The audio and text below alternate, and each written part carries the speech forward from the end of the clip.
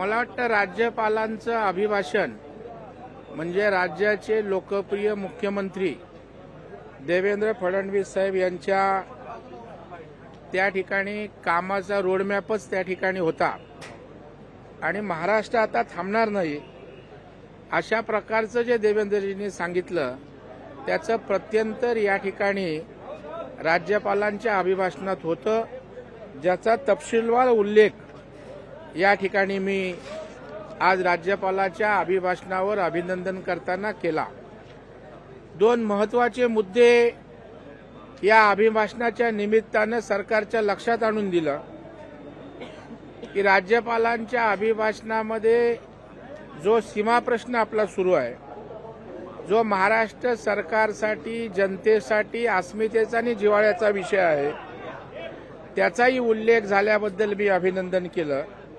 परंतु कर्नाटकमध्ये ज्या पद्धतीनं मराठी भाषिकांचा अपमान, त्या ठिकाणी एसटीच्या संदर्भात जे काही मारहाण तोडफोड होते, या संदर्भात मी कर्नाटक सरकारचा निषेध सुद्धा या सभागृहात त्या ठिकाणी केला आणि कर्नाटक सरकारची दादागिरी खपवून घेतली जाणार नाही अशा प्रकारचा संदेश जाण्याची आवश्यकता आहे, तीही मागणी सरकारकडे या निमित्तानं मी केली। आणि दुसरा एक अत्यंत वादाचा विषय जो तेलंगणाच्या बॉर्डरवर जिवती नावाचा तालुका आहे, त्या ठिकाणच्या 14 गावांचा आहे, तो मुद्दा मी मांडला की वन नेशन वन रेशन अशा प्रकारचा जो कायदा आहे त्या आधारे त्या 14 गावांमध्ये सरकारनं सांगितलं तुम्हाला महाराष्ट्राची रेशन कार्ड मिळणार नाहीत, तुम्ही त्या ठिकाणी ई-केवायसी परस्पर केली आणि 14 गावांना त्या ठिकाणी ई-केवायसीच्या माध्यमातून जोडलं। ज्या 14 गावांना महाराष्ट्रामध्ये असल्याचा सर्वोच्च न्यायालयानं त्या ठिकाणी निर्णय दिला, तथापि ती दंडेलशाही तेलंगणा सरकारची जी आहे, या 14 गावामध्ये राहणारी लोक ही मराठवाड्यातली मूळची मराठी आहेत आणि त्याच्यामुळे त्यांची इच्छा महाराष्ट्रात राहण्याची आहे। तर त्याही संदर्भात तेलंगणा सरकार जर त्या ठिकाणी अशा पद्धतीनं दादागिरी करणार असेल तर तातडीनं आपल्या सरकारनं पावलं उचलावी म्हणून मागणी केली। गुंतवणुकीच्या बाबतीत कसा महाराष्ट्र पुढे आहे, देवेंद्रजींनी दावोसच्या माध्यमातून किती गुंतवणूक आणली हेही त्या ठिकाणी सांगितलं। मुख्यमंत्री युवा कार्यच्या माध्यमातून किती रोजगार उपलब्ध होतोय तेही या ठिकाणी सांगितलं।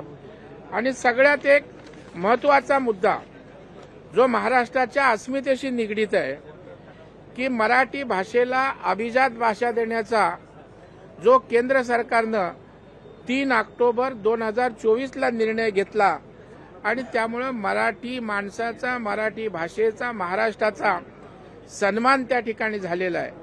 आणि म्हणून देशाचे पंतप्रधान नरेंद्र मोदी साहेब, गृहमंत्री अमित भाई शाह आणि राज्याचे मुख्यमंत्री सन्माननीय देवेंद्र फडणवीस साहेब यांचं सुद्धा अभिनंदन सभागृहात या निमित्तानं या ठिकाणी केलं।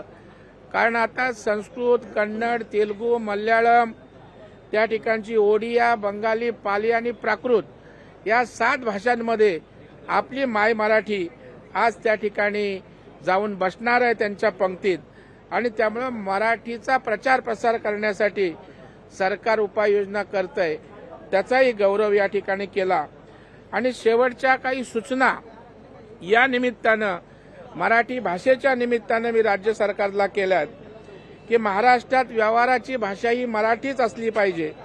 याकरता काय करायचं याचा आराखडा मराठी भाषा विभागानं तयार करावा ही मागणी मी केली। दुसरं, शिक्षण, प्रशासन, न्यायदान, उद्योग व्यवसाय, माहिती तंत्रज्ञान, सेवा क्षेत्र यामध्ये मराठी भाषेचाच वापर होईल या उपाययोजना करण्याची मागणी केली। आणि इंग्रजी शाळांचं आकर्षण या ठिकाणी वाढत असताना मराठी शाळांची विद्यार्थ्यांची संख्या दिवसेंदिवस त्या ठिकाणी घटते आणि म्हणून मराठी शाळांचं आकर्षण वाढण्यासाठी उपाययोजना कराव्यात, त्यासाठी एखाद्या तज्ज्ञांची समिती नेमावी अशी मागणी त्या ठिकाणी केली। कारण 2 वर्षात इंग्रजी शाळांमध्ये 6 लाख विद्यार्थी वाढले आणि त्याच वेळेला 500 मराठी शाळा त्या ठिकाणी कमी झाल्या आहेत. म्हणून शालेय अभ्यासक्रमामध्ये 2 लँग्वेज पॉलिसी त्या ठिकाणी करावी. दुकानं आस्थापना पाट्या लावावे हा कायदा आहे, त्याची कडक अंमलबजावणी करावी. केंद्रीय विद्यालयात CBSE असेल, ICSE असेल, पहिलीपासून मराठी सक्तीनं शिकवली जावी.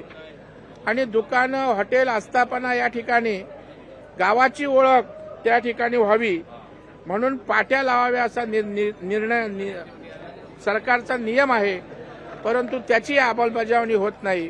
तर या निमित्तानं अभिजात भाषेच्या निमित्तानं या राज्यपालाच्या अभिभाषणात मी सरकारचं लक्ष वेधणं, उपाययोजना करण्याची मागणी केली आणि सरकार त्यावर सकारात्मक भूमिका घेऊन गतीनं कारवाई करेल अशा प्रकारची अपेक्षा आहे. तुम्ही आता उल्लेख करताय मराठी भाषेचा, परंतु तेजस जोशी यांचं एक ट्विट जे आहे ते सध्या खूप चर्चेत आहे. मराठी ही मुंबईची भाषा नाही, इथे कुठली भाषा बोलली जाऊ शकते. घाटकोपरची भाषा गुजराती आहे असं त्यांचं एक भाषणातलं वक्तव्य ट्विट करण्यात आलंय आणि त्यावरून आता गदारोळ सुरू आहे. ना मला याची कल्पना नाही, पण महाराष्ट्रामध्ये मराठी भाषेला अभिजात दर्जा दिल्याचा आनंद, अभिमान आहे आणि त्याच्यामुळे महाराष्ट्राची भाषा ही त्या ठिकाणी निश्चितच मराठी भाषा आहे, यामध्ये दुमत असायचं काही कारण नाही. लोकशाही मराठी ऐका, पहा, जागरूक रहा.